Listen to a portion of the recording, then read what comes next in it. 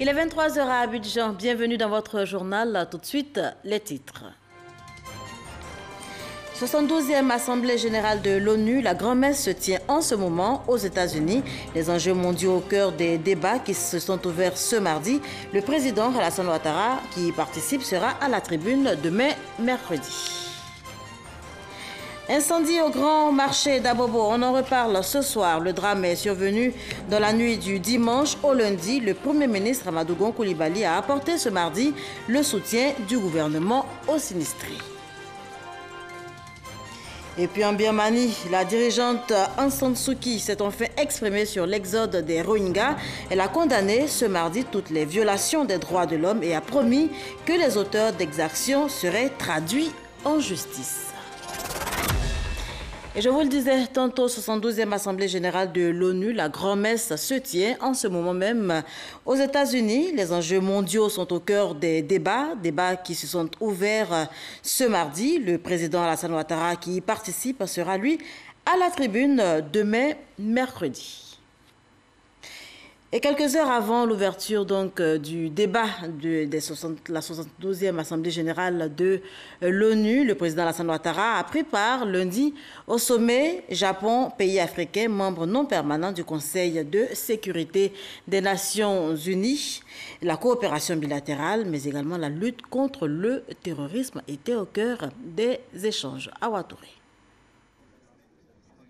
Initiative du Premier ministre japonais Shinzo Abe, le sommet Japon-pays africain non membre du Conseil de sécurité des Nations Unies s'est penché sur plusieurs questions liées notamment au renforcement de la coopération entre le Japon et le continent africain, la sécurité et la réforme de l'Organisation des Nations Unies. La Côte d'Ivoire, le Sénégal, la Guinée équatoriale et la Guinée qui assure la présidence de l'Union africaine ont par la voix du Premier ministre éthiopien exprimé leur solidarité et leur soutien au Japon face aux menaces que la Corée du Nord fait peser sur sa sécurité, avant de réitérer la volonté des dirigeants africains à renforcer et diversifier les relations de coopération avec le Japon. Le Premier ministre japonais a pour sa part invité les pays africains, membres non permanents du Conseil de sécurité, à conjuguer leurs efforts dans le cadre de la réforme de l'ONU pour que le Japon et l'Afrique obtiennent des sièges de membres permanents du Conseil de sécurité. À l'issue des travaux, le président de la République Alassane Ouattara s'est dit heureux d'avoir porté la voix de la Côte d'Ivoire à cette tribune. Nous avons bien sûr parlé de coopération bilatérale, mais surtout de lutte contre le terrorisme. Nous avons tous demandé que le Japon apporte son appui, non seulement au renforcement de la résolution concernant la lutte dans le Sahel, mais également du financement. Le financement bilatéral, le financement multilatéral, car c'est important que les pays du Sahel aient les financements nécessaires.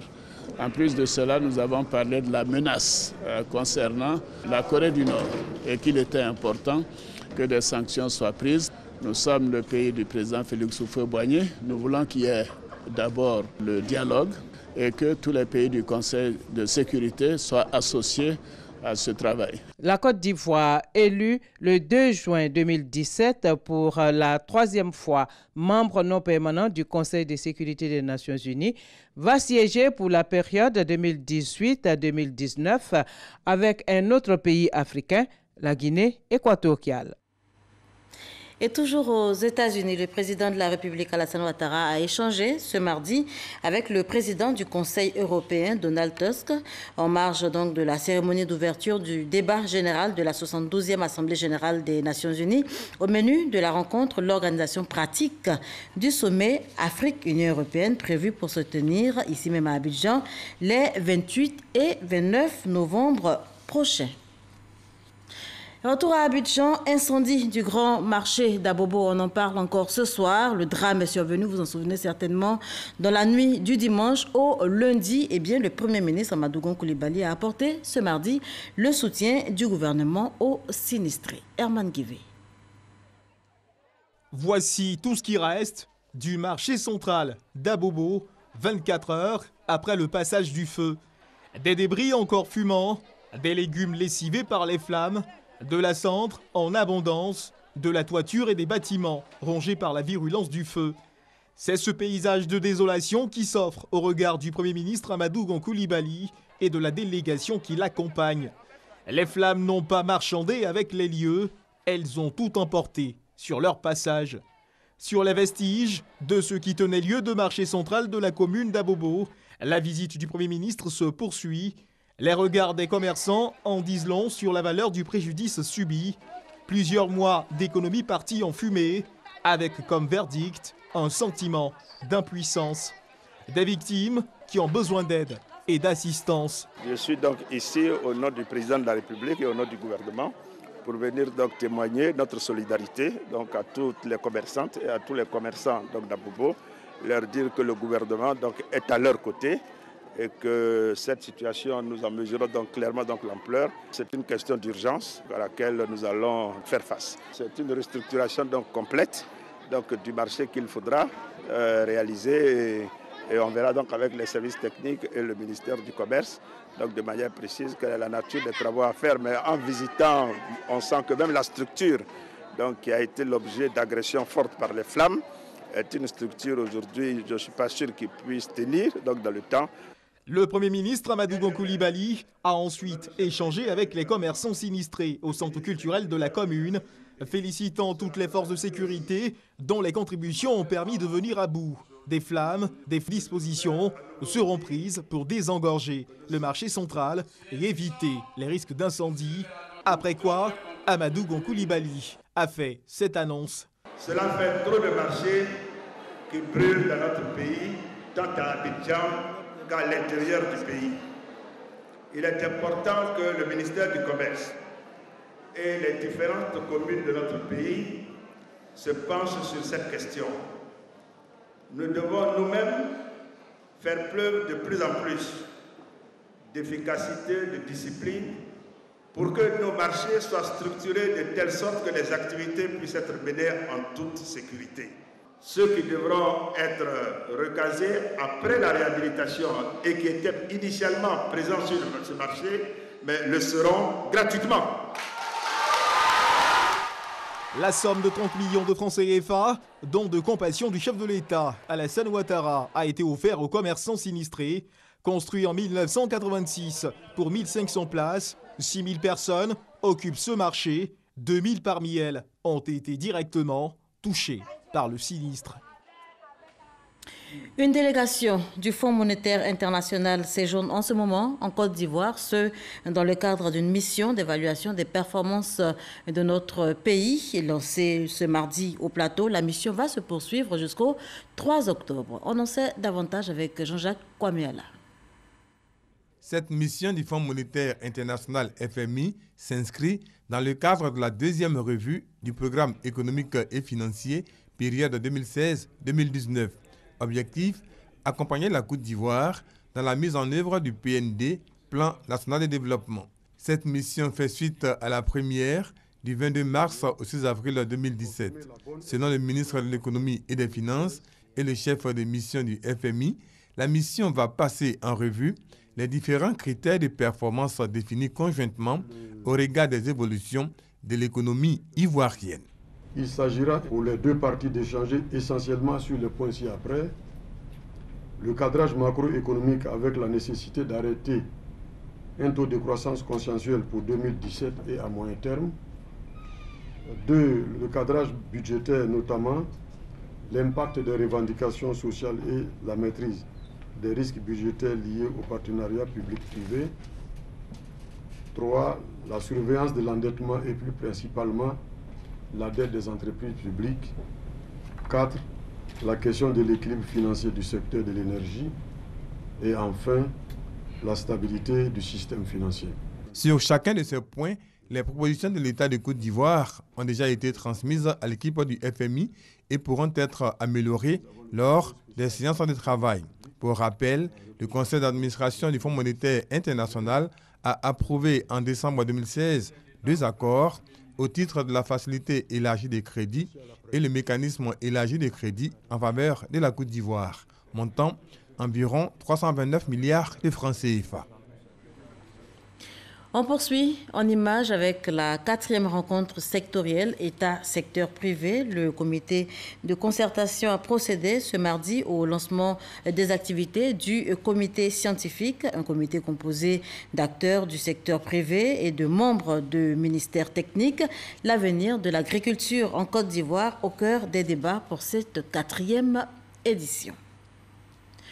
Plus de 60 experts africains réunis ici même à Abidjan pour prendre part à une réunion panafricaine autour des statistiques du commerce extérieur. C'est la 3e réunion du genre et on en parle avec l'enseigné Bakayoko.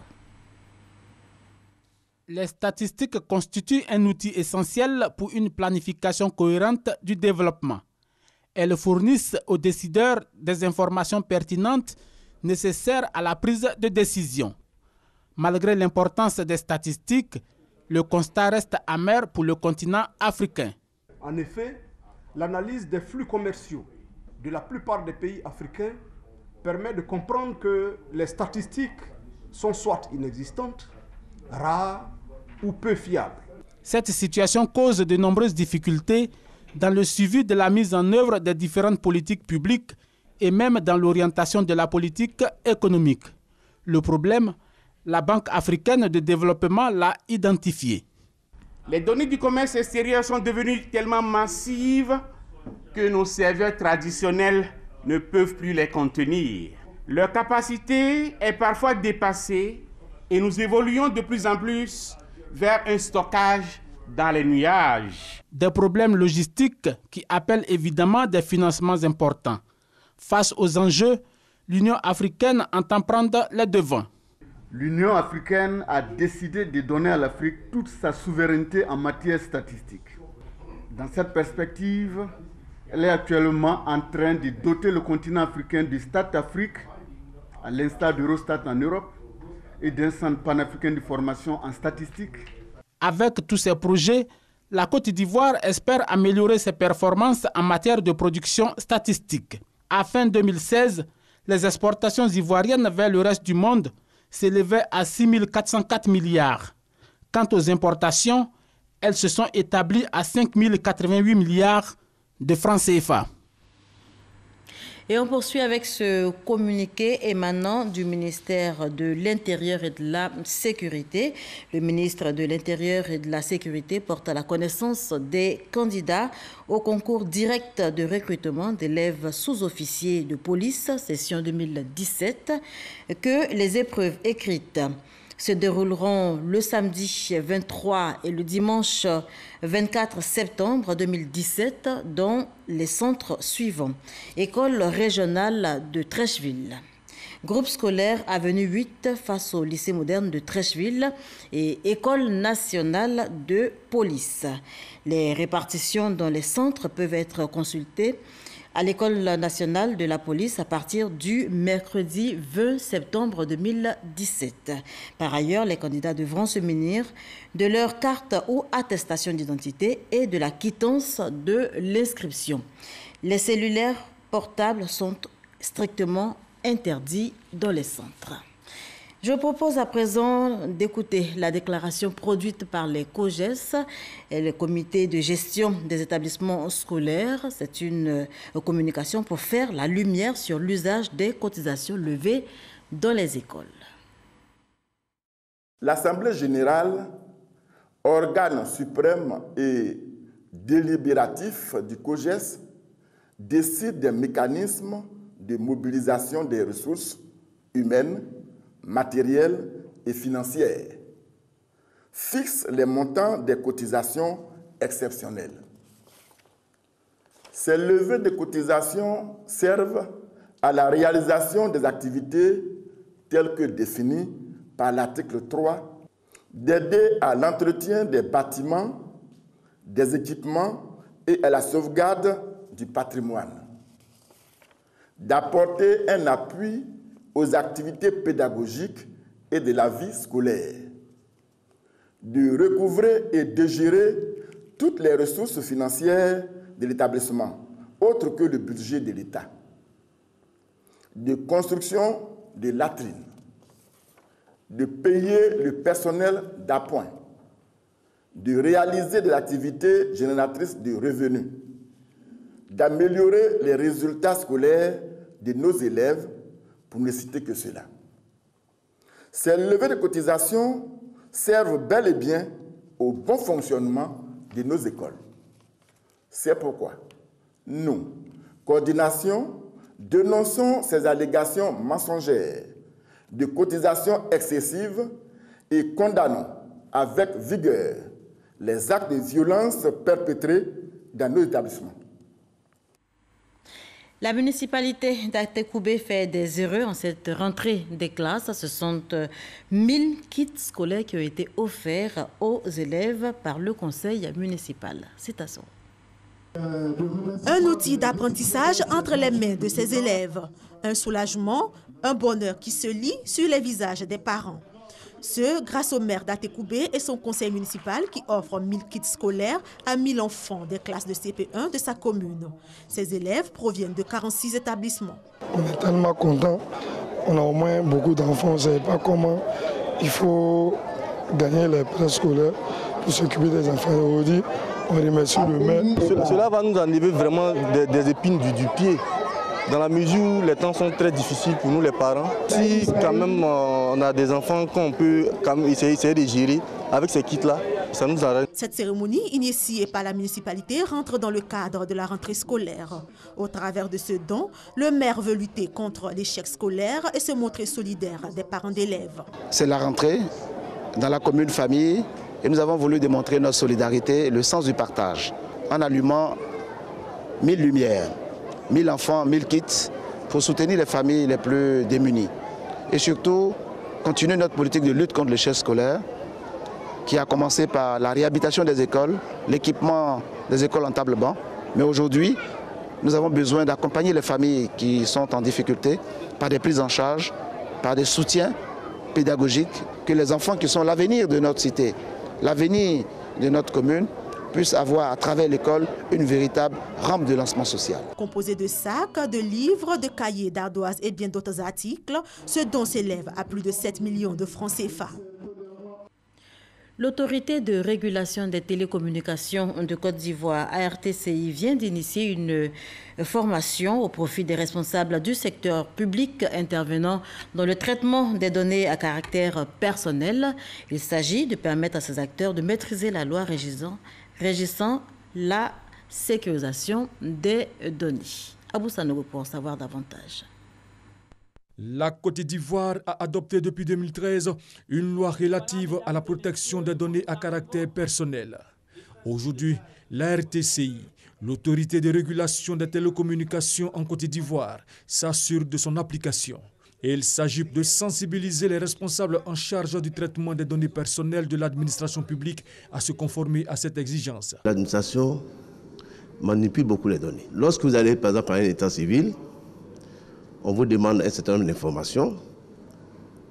On peut les utiliser dans les réseaux sociaux, on peut les utiliser dans l'informatique, dans l'Internet, alors qu'en fait, celui qui a donné l'autorisation, c'est l'autorité de protection.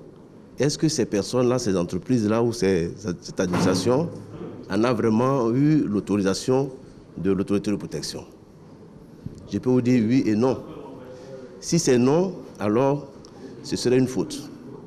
Si c'est oui, c'est que l'autorité de protection a donné son accord. Les gens ont tendance à être sceptiques parce qu'ils ne savent pas ce qu'on va faire de leurs données. Et c'est important de leur dire que les données recensées justement par l'administration publique sont utilisées à bon escient.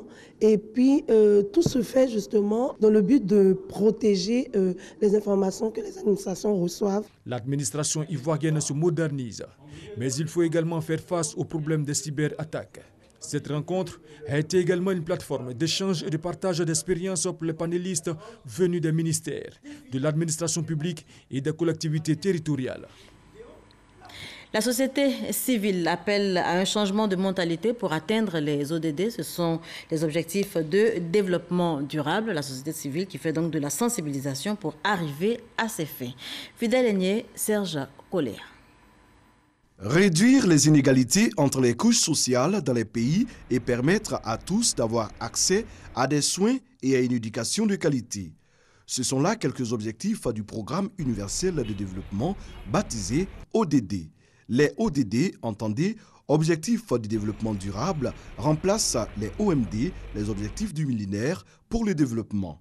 La plateforme de la société ivoirienne pour les ODD en Côte d'Ivoire, dirigée par Rachel Gougoua, entend être un acteur majeur dans la mise en œuvre de ces objectifs. Il s'agit de sensibiliser la population pour un changement de mentalité. Dans les rues d'Abidjan, les gens qui descendent de grosses Mercedes, qui sont en costume, on les voit dans les rues aux abords en train de faire des pipis. Ce qui n'est pas un bon spectacle pour un pays comme la Côte d'Ivoire. Les acteurs de la société civile peuvent mener des campagnes de sensibilisation et faire en sorte que les gens arrêtent de faire ces choses-là. La question des ODD, pour les atteindre, il faut forcément travailler en réseau. Parce que nous avons un lien que nous faisons, par exemple, entre l'accès à l'énergie durable et l'éducation. Toutes ces activités-là, au sein d'une plateforme, nous amènent à trouver une opportunité pour présenter des résultats concrets au nom de la société civile au gouvernement qui va donc les analyser et les proposer. Le ministère de la Salubrité, de l'Environnement et du Développement durable salue l'initiative et accompagne la société civile. La société civile a une place importante dans la mise en œuvre donc, du développement durable, dans la mise en œuvre donc, des ODD. D'abord, c'est la société civile qui mène toutes les bonnes actions de sensibilisation, de mobilisation de la population, d'information. Ça, c'est déjà un pas important. La société civile aussi mène certaines activités concrètes sur le terrain pour la mise en œuvre d'objectifs de développement durable. Les objectifs de développement durable visent à limiter toutes les formes de violence et d'inégalité. La société civile appréhende mieux les besoins des populations et veut contribuer à faire changer les choses. Prendre soin de toute forme de vie sous le soleil, c'est le thème de la 30e journée internationale de la protection de la couche d'ozone, célébrée tous les 16 septembre. En Côte d'Ivoire, l'événement a été commémoré le 18 septembre. Compte rendu, Grace Kando. La couche d'ozone est une partie de l'atmosphère qui permet l'existence de l'homme sur la Terre. La couche d'ozone s'étend du 11e au 50e kilomètre au-dessus de nos têtes. Son rôle, c'est en fait un bouclier pour la Terre contre les rayonnements ultraviolets du Soleil. Donc c'est grâce à cette couche que la vie sur Terre est possible. Le 30e anniversaire de la célébration de la protection de la couche d'ozone est l'occasion pour les spécialistes de sensibiliser sur les bonnes pratiques de réfrigération et de climatisation, d'où cet exposé des appareils qui respectent les normes environnementales. Nous utilisons ici le fréon R410 qui participe à la protection de la couche d'ozone, contrairement au gaz qu'on appelle communément le R22, qui n'est plus d'actualité. Le protocole de Montréal relatif aux substances qui appauvrissent la couche d'ozone a permis au cours de ces 3 dernières décennies d'obtenir de bons résultats. Plus de 99% des substances appauvrissant la couche d'ozone sont déjà éliminées et le trou dans la couche d'ozone a diminué d'une superficie équivalente à celle de l'Inde, empêchant ainsi des dommages massifs à la santé humaine et à l'environnement. Jusqu'à 20 millions de cas de cancer de la peau et de la cataracte sont évités tous les ans. Le gouvernement ivoirien entend poursuivre ses actions de protection de la couche d'ozone. Il envisage d'implanter un centre de froid dans la commune de Koumassi. Lutte contre le VIH-Sida, la France revoit sa contribution à la hausse. Le deuxième contributeur mondial dans le cadre de la lutte contre le VIH-Sida, le paludisme, mais également la tuberculose, entend ainsi accroître l'expertise des instances nationales. Serge Oléa. Le gouvernement français a le soin de rappeler les engagements financiers de la France. Pour la période 2017-2022, la contribution financière de la France dans la lutte contre le paludisme, le sida et la tuberculose va s'accroître. Cette majoration de la contribution financière a été portée à la connaissance des ICN, les instances de coordination nationale venues de 22 pays d'Afrique francophone pour prendre part à cette réunion ici à Abidjan. Il s'agit pour Initiative 5%, contribution indirecte de la France au Fonds mondial, de rendre plus efficaces ces gestionnaires des fonds alloués à la lutte contre ces 3 pandémies. Les 5%, par décision du gouvernement français, vont passer à 7%. La France maintient son engagement historique d'être le deuxième contributeur et en même temps a décidé d'accroître ce pourcentage en distinguant que depuis 2002 que le Fonds mondial existe, il faut encore contribuer à renforcer plus et plus les capacités et l'expertise. Les 5% mis à la disposition des gestionnaires par le Fonds mondial et les partenaires vont passer à 7%, soit de 12 milliards à 16 milliards de francs CFA.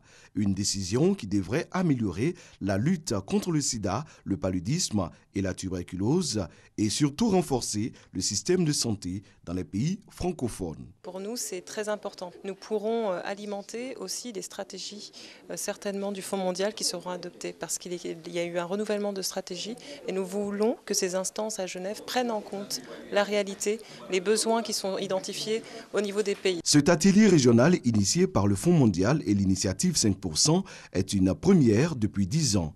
Il a duré 4 jours et il a permis aux ICN de revoir leurs méthodes pour répondre à la nouvelle stratégie du Fonds mondial.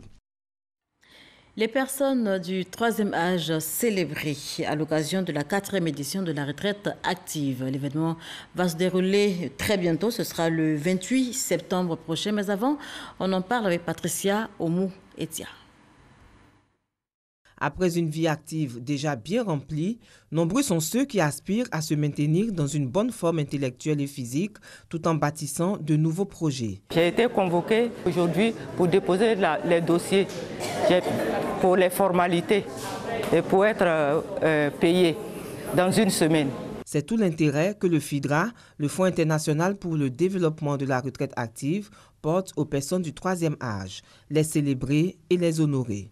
Nous voulons montrer à la nation ivoirienne qu'à la retraite, on peut toujours servir son pays. Le retraité a une riche expérience, des connaissances et des compétences qu'il peut mettre au service de la communauté. Selon Hélène Diarra, la journée de la retraite active fait partie d'un vaste programme d'amélioration de la qualité de vie des personnes retraitées dans notre pays. Les éditions de 2015 et 2016 ont enregistré près de 2000 participants. L'édition 2017 attend plus de 3000 personnes, indique Hélène Diarra.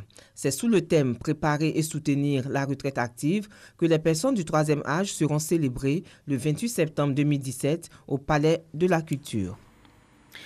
On se rend à présent à Beliewa, c'est dans la sous-préfecture de Guibérois. Dans ce village, eh bien, la chefferie est résolument engagée vers le développement. C'est ce que nous dit Eugène Atoubé.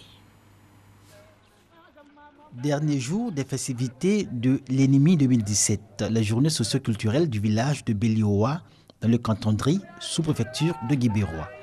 Le meilleur a été réservé pour la fête. La double cérémonie d'installation du chef du village, en poste depuis 42 ans, et la remise officielle aux populations du foyer polyvalent baptisé Yoro Joachim du nom du chef.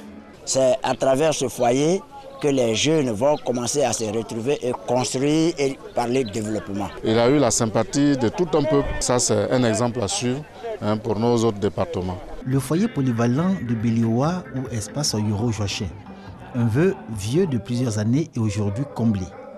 L'histoire retiendra que tous les chefs de village du canton de Ri s'y sont retrouvés pour rendre un vibrant hommage à leur père sur le ton de l'union, la fraternité et la reconnaissance. Avec le chef Yoro Joachim, Beliewa voit grand et loin pour combler ses manques. Nous avons besoin d'un marché, nous avons besoin encore d'une sage-femme parce que notre sage-femme est partie il y a longtemps de cela. Il faut que le chef du village puisse écouter les jeunes parce qu'aujourd'hui, c'est les jeunes qui tiennent les villages, qui sont à la base de tout développement. Ma vision, c'est de regarder derrière et voir les jeunes qui méritent. Nous encourageons nos cadres à venir bâtir nos villages, à venir investir dans nos villages. C'est un appel que je lance. La cohésion, l'union. Encore des besoins à satisfaire à Beliewa, mais ce village peut se targuer d'être doté de plusieurs infrastructures socio-économiques de base, à l'honneur des cadres filles et fils en parfaite synergie et unis autour de leur chef pour relever les défis. Dans notre pays d'été, les vagues de destitution se poursuivent. Aujourd'hui même encore, il y a des jeunes qui prennent le malin plaisir de destituer des chefs. Et nous ne sommes pas prêts à les accepter, à écouter ces gens, surtout que la chefferie traditionnelle est inscrite dans la constitution ivoirienne et il est de notre devoir de faire en sorte qu'on puisse consolider les acquis et renforcer leur autorité pour qu'ils travaillent. Nous avons une ONG qui veut s'occuper de l'insertion des jeunes, surtout dans le cadre de la riziculture. Nous avons du matériel donné par l'ONDR. Nous avons un objectif de près de 1000 jeunes à installer. Alors là, nous sommes débordés parce que nous avons dépassé même en termes de liste le nombre exact. Les projets de lutte contre la pauvreté élaborés par Beliowa vont également toucher tous les 7 villages du canton de Dri. L'annonce a été faite à la clôture des festivités de l'ennemi 2017. Un grand moment de retrouvailles qui sera désormais institutionnalisé à Guibérois, comme l'illustration de la culture BT et le rendez-vous de la réflexion sur les questions de développement. Dans l'actualité également, la situation en République démocratique du Congo où l'opposition reste intransigeante. Elle demande une transition sans Joseph Kabila. Sidonie Davila. Une transition sans le président Joseph Kabila pour préparer les élections en République démocratique du Congo. C'est ce que demandent Félix Tshisekedi et Moïse Katumbi, deux figures de l'opposition congolaise.